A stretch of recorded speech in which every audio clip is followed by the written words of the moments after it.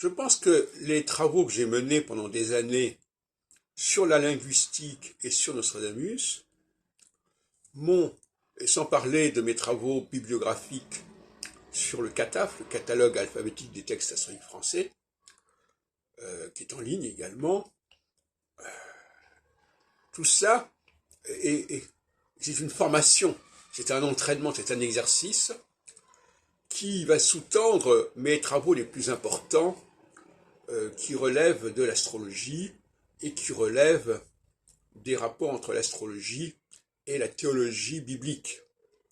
Bon, ces travaux-là sont le socle de cette recherche fondamentale qui, à mon avis, est l'axe central de mon œuvre. Mais encore aujourd'hui, je publie des textes de linguistique et encore aujourd'hui, je m'interroge sur les centuries. Et là, actuellement, justement, le mot apocryphe convient très bien pour les centuries. Ce sont des textes apocryphes, ce sont des textes qui sont attribués de manière abusive à Nostradamus et qui ne sont pas du tout de Nostradamus.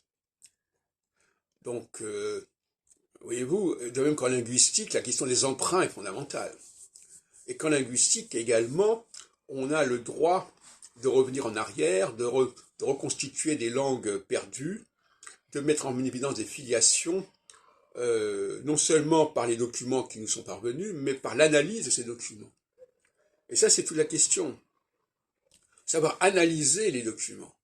La plupart des gens ne savent pas les analyser, ne savent pas en tirer la substantifique moelle. C'est ça la question.